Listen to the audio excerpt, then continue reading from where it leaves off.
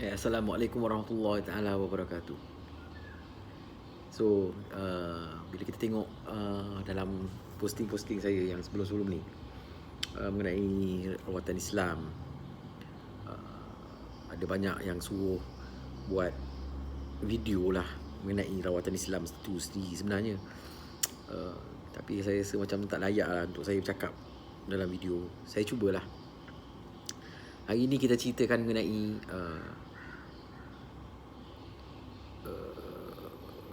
cerita-cerita hantu. Ramai di kalangan pesakit yang datang, ramai lah, boleh katakan 90% lah yang datang. Mereka banyak menceritakan atau bertanyakan tentang hantu. Mereka cerita gangguan yang datang dalam mimpi ataupun dalam keadaan separuh sedar atau dalam keadaan tidak sedar, di mana mereka nampak hantu-hantu ni dan kemudian bercerita atau berkongsi dengan rakan-rakan lain, pasangan, suami, isteri, kawan dan sebagainya. Tapi tahu tak tuan-tuan bahawa selagi mana kita banyak menceritakan tentang masalah ini, bila kita ceritakan mengenai masalah ini, kita ceritakan tentang hantu dan sebagainya, ia mengundang satu perasaan yang suka. Kita mengundang satu perasaan yang suka untuk bercerita mengenai benda ni.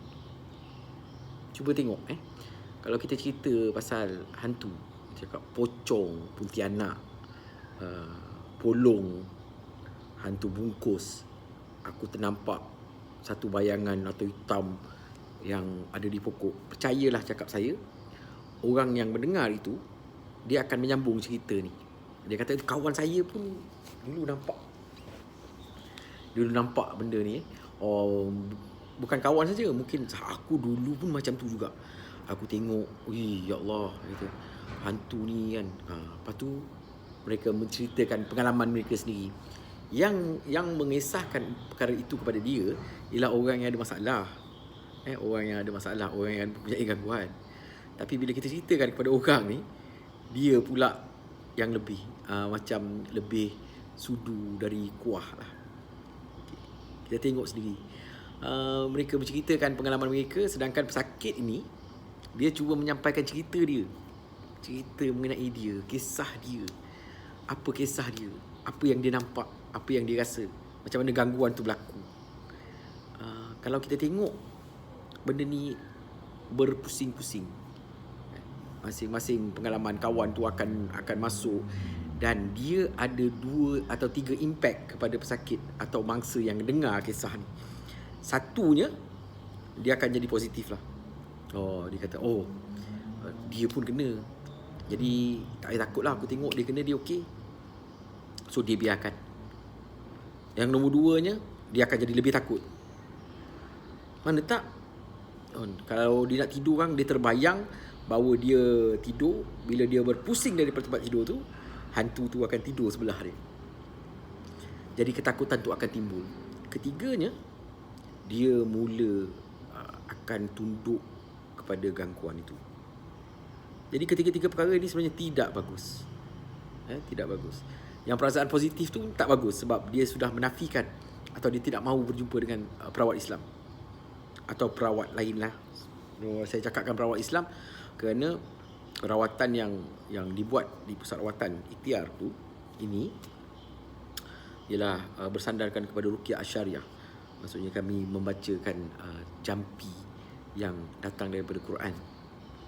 Bacaan-bacaan Al-Quran tu dibacakan kepada pesakit. Jadi itu adalah Ruqyah Syariah. Ruqyah Syariah tu bermaksud Ruqyah jampi syariah mengikut syar'i. Dia ikut syariah. Dia ikut kehendak-kehendak yang telah ditetapkan di dalam syariat Islam. Jadi kita cerita pasal Ruqyah tu nantilah. Tapi perkara utama yang nak dibincangkan hari ini ialah mengenai hantu tu sendiri. Jadi apabila kita bercerita tentang hantu, semua minat. Tetapi tahukah tuan-tuan, puan-puan kat luar sana, hantu tu sendiri pun minat apabila kita cerita pasal dia orang. Dia minat sangat. Sangat-sangat minat. Macam orang bercerita pasal kita, katalah contohlah saya ni seorang artis yang terkenal, yang kacak, handsome, bergaya, kaya raya, mewah dan sebagainya. Jadi saya cerita pasal saya. Atau orang bercerita pasal saya. Saya jadi seronok lah dengar cerita orang. Dia kaya lah. Dia bagus lah. Jadi hantu ni bila dia dengar perkataan power ataupun dia hebat, hantu tu hebat, maka dia pun akan seronok. Dia akan dengar cerita itu. Sebab cerita itu mengisahkan cerita hantu. Hantu tu pula ada dengan pesakit tu. Saya cakap hantu sebab kat Malaysia ni kalau kita cakap jin, it's benda biasa je jin. Tapi kalau hantu semua takut. Kau ni ada jin nasyid lah. Alah jin je. Kau ni ada hantu raya. Lain bunyi dia. Bunyi dia lain. Getaran yang diterima oleh pesakit tu sendiri lain. Jadi tak usah cerita. Bila kita cerita pasal gangguan ni, kita tak usah cerita dengan orang yang tidak tahu, tidak boleh faham, tak mau. Bila kita cerita pada orang yang salah, kita akan dapat info yang salah. Boleh kita bertanya kan, ada tak kau tahu kat mana-mana pusat rawatan untuk membantu aku dalam kisah-kisah ni. Jangan cerita, aku baru saja dapat saka. Kalau kita cakap, kau ni kan orang yang dampingi kau itu, atau makhluk yang dampingi kau itulah syaitan, marah. Marah. Mana boleh aku ada syaitan? Tak ada. Tak boleh.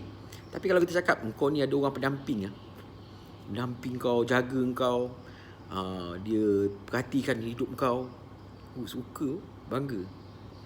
Sebut pula, wah ini adalah daripada keturunan sunan-sunan, wali-wali Allah yang jaga kau, yang mendampingi kau.